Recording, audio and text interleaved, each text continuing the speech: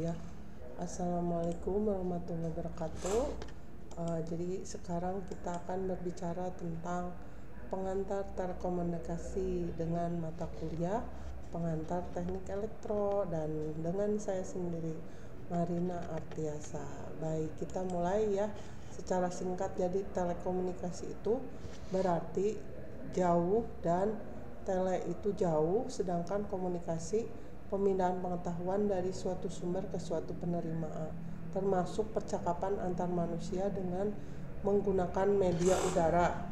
Komunikasi adalah pemindahan pengetahuan dari sumber pengetahuan ke penerima, sehingga akan berhubungan dengan hal-hal yang berkaitan dengan pengiriman, penerimaan, dan pengolahan informasi dengan menggunakan perangkat listrik ya. Jadi apabila kita gabungkan arti kata telekomunikasi, maka dapat diartikan sebagai suatu proses pengiriman, penerimaan, dan pengolahan informasi melalui jarak jauh hingga ke tujuannya dengan menggunakan perangkat listrik, khususnya elektronika. Sehingga kata telekomunikasi biasanya merujuk pada komunikasi elektronik jarak jauh. Nah, seperti ini tinjauan model komunikasi, ada pengirim, ada penerima ya, ada sumber, ada tujuan ya. Terus ada juga noise ya yang mengganggu ya, sumber noise ya. Nah, di sini model komunikasi, gambar di sini adalah gambaran umum model komunikasi. Dengan model seperti di atas ya, di samping ini sumber informasi dapat mencapai tujuannya ya. Berikut penjelasan model komunikasi tersebut ya. Nah, di sini sumber informasi. Sumber informasi adalah perangkat komunikasi yang dapat menyampaikan pesan yang akan disampaikan kepada target. Sumber komunikasi dapat berupa telepon, perangkat komunikasi radio, atau komputer ya. Jadi sumber informasi menghasilkan pesan yang akan dikirim. Dalam lingkup komunikasi elektronik, informasi dinyatakan dalam sinyal listrik dalam bentuk gelombang sinus atau kosinus ya. Mungkin kalian tahu ya. Terus ada pemancar. Pemancar adalah perangkat komunikasi yang dapat menyalurkan sumber informasi ke suatu sistem komunikasi. Pemancar melakukan proses modulasi, yaitu mempercayakan pesan kepada sinyal pembawa agar proses komunikasi dapat berjalan dengan baik. Dalam dunia telekomunikasi yang menggunakan udara, istilah pemancar dikenal sebagai pemancar yang memancarkan sumber informasi dari mikrofon ke media komunikasi dalam bentuk gelombang elektromagnet. Jadi transmitter ya kita sebutnya. Kemudian saluran atau media komunikasi adalah jalur yang digunakan untuk mengirimkan informasi agar terhubung dengan pengguna telekomunikasi lainnya ya. Jadi ada salurannya, itu jalur untuk mengirimkan informasi. Contoh media komunikasi ini antara lain udara, kabel tembaga, dan serat optik ya. Jadi ada yang wire, ada yang wireless ya. Yang wire itu pakai kabel, yang wireless itu tanpa kabel ya, seperti udara ya. Nah, kemudian kita teruskan lagi ya. Halaman 9. Derau ya, jadi gangguan komunikasi ya. Dalam menjalankan proses komunikasi pasti akan terjadi gangguan komunikasi. Derau adalah energi yang tidak diinginkan, biasanya bersifat acak, terdapat dalam sistem transmisi atau saluran dan memiliki konsekuensi yang mengganggu proses komunikasi. Jenis-jenis derau meliputi derau termal, derau atmosfer, derau ekstraterestrial ya. Jadi ada yang dari panas ya, termal, ada yang di atmosfer, lapisan udara itu ya. Terus ada ekstraterestrial ya. Kemudian penerima melakukan demodulasi, yaitu mengambil pesan yang dipercayakan kepada sinyal pembawa. Setelah diterima oleh sirkuit penerima, sinyal akan mencapai tujuan sehingga proses komunikasi jarak jauh akan tiba dan sinyal yang dikirim akan dipahami oleh tujuan. Kemudian transducer adalah perangkat yang mengubah suatu besaran menjadi besaran lain. Dalam hal listrik, besaran yang dimaksud adalah besaran listrik, yaitu arus atau tegangan. Pesan yang dikirim dapat berupa apa aja, misalnya sinyal suara atau kata-kata, suara, tulisan, gambar, video, dan sebagainya ya. Jadi yang merubah dari satu menjadi yang lainnya ya. Terus analog dan digital. Awalnya jaringan digital telepon umum hanya dirancang untuk panggilan suara dan menggunakan transmisi analog. Dari telegraf pada tahun 1840 hingga penemuan telepon pada tahun 1876. Komunikasi suara melalui telepon tetap analog hingga akhir 60-an. Meskipun banyak saluran telepon kini digital, layanan analog masih sering digunakan ya. Jadi di kantor-kantor atau pabrik itu masih digunakan ya telepon gitu ya. Sebagian besar jaringan telepon rumah dan sinyal TV terus beroperasi dalam format analog, termasuk kabel yang menghubungkan rumah ke peralatan telekomunikasi terdekat ya, seperti yang digunakan oleh perusahaan TV kabel ya. Nah, kemudian kita ini lagi, seiring meningkatnya penggunaan komputer dan volume panggilan telepon, format analog menjadi kurang efisien karena dirancang untuk lalu lintas suara bervolume rendah. Sinyal digital lebih cepat, memiliki kapasitas lebih besar, dan memiliki lebih sedikit kesalahan daripada analog. Sinyal digital seperti layanan ISDN melalui serat optik digunakan untuk komunikasi berkecepatan tinggi di banyak kantor telepon. Namun perangkat analog masih digunakan untuk transmisi kecepatan rendah ya, terutama dalam layanan telepon tradisional atau POTS ya, Plain Old Telephone System, yang digunakan oleh rumah tangga dan usaha kecil ya. Nah, kemudian sinyal analog adalah bentuk sinyal yang kontinu dan berfluktuasi seiring waktu, menggambarkan perubahan nilai fisik secara halus dan berkesinambungan ya, jadi sinusoidal gitu ya, atau cos ya. Sinyal ini merepresentasikan informasi dengan memvariasikan amplitudo, frekuensi atau fase gelombang. Contoh sinyal analog yang umum adalah suara ya, jadi gelombang suara gitu ya. Dalam konteks telekomunikasi, sinyal analog biasanya digunakan untuk mengirim suara atau gambar. Misalnya pada telepon tradisional, gelombang suara diubah menjadi sinyal listrik analog yang dikirim melalui kabel atau udara. Sinyal analog ini cenderung lebih rentan terhadap interferensi atau derau karena sifatnya yang kontinu. Akibatnya jika sinyal ini melemah atau terdistorsi selama perjalanan, kualitas informasi yang diterima dapat menurun.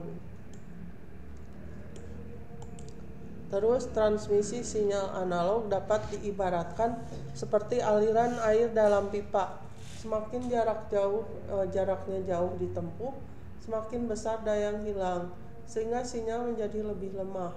Sinyal analog melemah ketika melewati media transmisi seperti kabel tembaga, kabel koaksial atau udara, karena adanya resistansi yang melemahkan sinyal. Selain melemah, sinyal analog juga dapat terganggu oleh interferensi listrik atau derau atau noise dari sumber eksternal seperti kabel listrik, petir, dan mesin. Dalam percakapan suara, derau ini dapat terdengar sebagai suara yang dapat mengganggu kualitas telekomunikasi ya. Nah, sinyal ini ada digital ya, ada keunggulan dibanding analog. Kecepatan lebih tinggi ya, seperti yang sering kita gunakan sekarang itu ya. Kualitas suara lebih jernih, lebih sedikit kesalahan, membutuhkan peralatan pendukung yang tidak terlalu rumit ya. Kemudian di sini ada ya gambar ini perbedaan antara sinyal analog dan digital ketika melewati transmisi yang terpapar interferensi atau derau. Berikut penjelasan detail setiap gambar ya. Ini analog ya, ini digital ya. Jadi kalau analog itu kalau misalnya ini ya amplified noise bisa merusak sinyal ya. Jadi seperti ini ya kalau analog. Nah ini noise ya, ini sinyal yang melemah gitu ya. Nah kalau digital itu, nah ini sinyal yang fading ya, ini noise seperti ini. Jadi sinyal yang udah dibentuk lagi itu jadi seperti ini ya. Data itu lebih bisa tersampaikan secara lebih baik. Jadi repeater telah menghilangkan noise, jadi ini tidak bercampur dengan data yang ditransmit. Sedangkan kalau di analog dia nggak ada seperti ini ya. Begitu perbedaannya digital dan analog ya. Nah kemudian ini ya di sini sinyal asli, sinyal analog awal ditampilkan sebagai gelombang. Saat sinyal ini bergerak melalui media transmisi seperti kabel atau udara, sinyal tersebut derau interferensi. Sepanjang perjalanannya sinyal analog rentan terhadap interferensi ya, yang ditandai dengan derau atau noise. Interferensi dapat berasal dari berbagai sumber eksternal seperti perangkat elektronik lain, petir, atau sumber gangguan sinyal. Amplifikasi untuk memulihkan sinyal melemah digunakan penguat analog. Namun penguat ini tidak dapat membedakan antara sinyal asli dan interferensi. Oleh karena itu ketika sinyal perkuat, derau juga jadi kuat ya, jadi besar. Dampak derau yang diperkuat hasilnya sinyal diperkuat tapi derau juga diperkuat yang dapat membahayakan integritas data. Akibatnya kualitas sinyal asli menurun karena derau yang diperkuat mempersulit pengenalan atau interpretasi sinyal ya. Nah kalau ini sinyal asli, ini digital ya. Sinyal asli, kalau sinyal digital terdiri dari bit biner ya, jadi 0 1 0 1 ya gitu ya. Jadi mati nyala gitu ya. 01 itu gelombang persegi. Sinyal ini juga mengalami pemudaran seiring bertambahnya jarak. Terus derau interferensi ya. Seperti sinyal analog, sinyal digital juga terpapar derau selama transmisi. Namun sinyal digital memiliki keunggulan karena sifat binernya yang hanya terdiri dari dua nilai yaitu 0 dan 1. Terus regenerasi sinyal. Sinyal digital melemah dapat melalui proses regenerasi dengan perangkat yang disebut regenerator. Perangkat ini mengidentifikasi bit yang memudar dan mengembalikannya ke semula ya. Terus ada manfaat regenerasi. Karena derau tidak diregenerasi bersama sinyal, data digital lebih mudah dikoreksi. Hasilnya sinyal yang diregenerasi lebih bersih dan data memiliki peluang lebih tinggi untuk diterima secara akurat tanpa gangguan derau ya. Terus sinyal digital ditransmisikan dalam bentuk biner, terdiri dari dua nilai yaitu on 1 dan off 0. Dalam telekomunikasi, bit on itu menunjukkan adanya tegangan, sedangkan off tidak ada tegangan. Sinyal digital yang hanya memiliki dua nilai ini membuatnya lebih akurat dan jelas untuk transmisi suara, serta lebih andal daripada sinyal analog.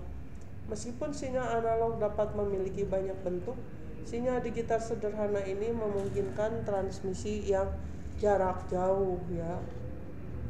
Terus sinyal analog digital melemah dan mudah terganggu oleh interferensi saat menempuh jarak jauh. Namun sinyal digital lebih mudah diregenerasi atau dihasilkan lagi. Ketika sinyal digital melemah, perangkat regenerasi dapat menentukan apakah setiap bit bernilai 1 atau 0 dan mengembalikannya ke bentuk aslinya, sehingga derau atau interferensi statis dapat dihilangkan. Tidak seperti sinyal analog, interferensi pada sinyal digital tidak dapat diregenerasi sehingga meningkatkan kejernihan suara pada layanan digital dibandingkan dengan layanan analog ya. Kemudian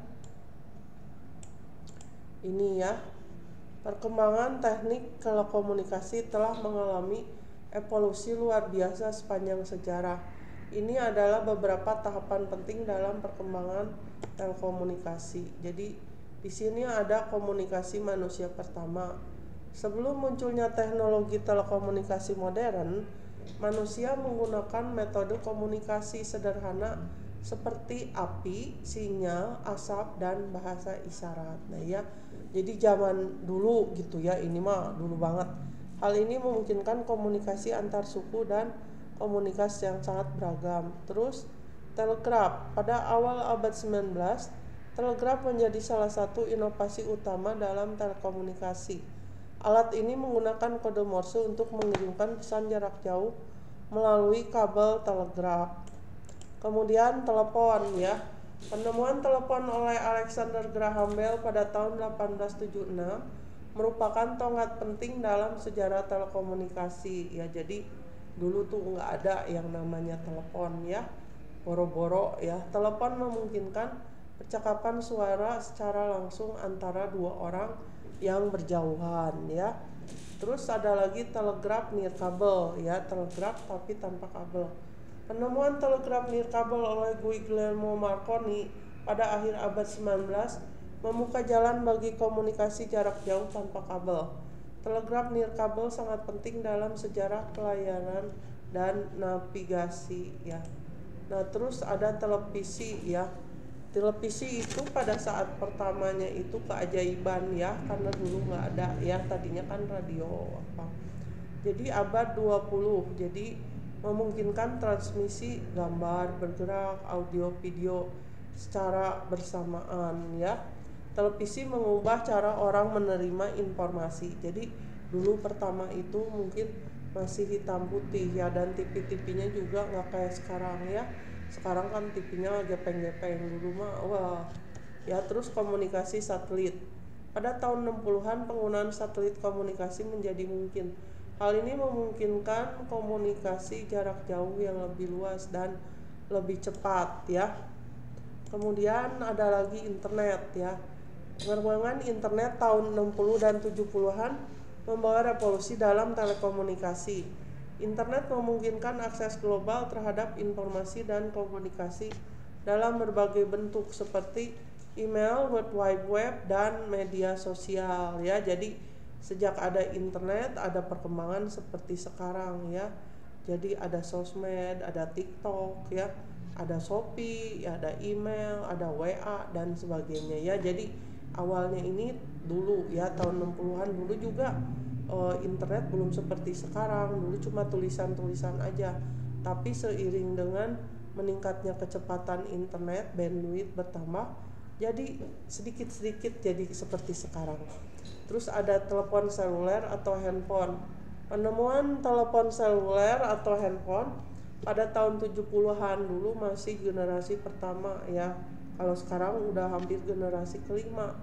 Tahun 70-an memungkinkan komunikasi nirkabel yang lebih fleksibel dan mobilitas yang lebih jauh ya. Jadi kita bawa handphone bisa kemana-mana, bisa terhubung ya. Kalau dulu ya handphone tuh cuma satu daerah aja ya, tapi kalau sekarang bisa dibawa-bawa ya. Terus sekarang handphone bisa macam-macam, dulu cuma bisa nelpon doang atau SMS. Terus ada teknologi digital. Transisi dari teknologi analog ke digital telah meningkatkan kualitas dan efisiensi komunikasi. Sinyal suara, gambar, dan data diubah menjadi format digital yang lebih mudah dikonversi, disimpan, dan transmisikan ya. Terus 4G dan 5G. Generasi seluler 4G dan 5G telah memungkinkan kecepatan dan kapasitas jaringan yang lebih tinggi serta mendukung Internet of Things atau IoT dan komunikasi data yang lebih canggih ya. Jadi seperti sekarang HP yang kita pakai itu mendukung Internet of Things ya. Jadi kita bisa pakai ya, jadi udah kecepatan tinggi, kita bisa YouTubean, kita bisa TikTok dan lain-lain ya. Jadi HP kita itu sangatlah berguna ya, untuk hiburan, bisa komunikasi, terus bisa jualan, bisa beli apa-apa dan lain-lain. Terus kabel optik, teknologi kabel serat optik telah merevolusi komunikasi dengan kapasitas dan kecepatan tinggi. Kabel ini digunakan dalam jaringan telepon, internet, dan penyiaran ya.